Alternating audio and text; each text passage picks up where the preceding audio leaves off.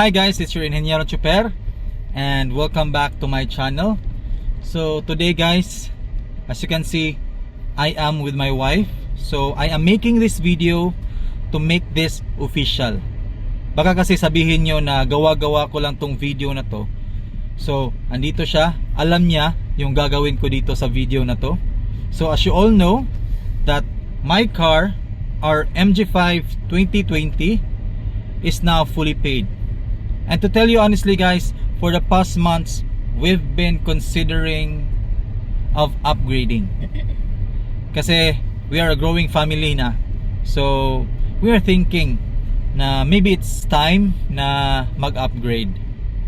But to be honest guys, we also have one problem.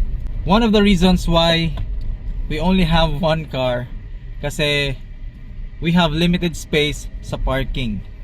And yes, we cannot afford to have two cars in one small parking area.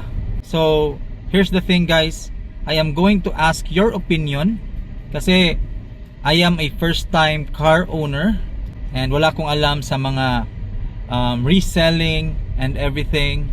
So I will ask, baka merong mga second hand buyers dyan or mga may alam sa kotse, kasi I am thinking of selling this car para yung pera na makukuha we can use in buying the new car or the new vehicle.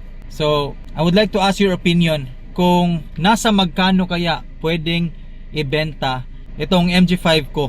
As you all know that this car is well maintained, casa maintained, and with some upgrades.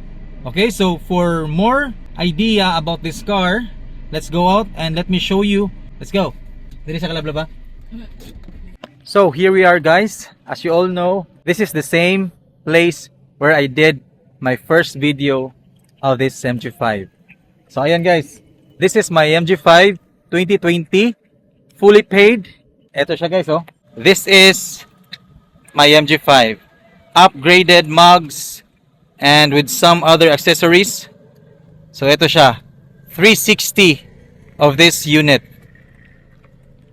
To be honest, this car has no issue. So ito siya guys. Ayan.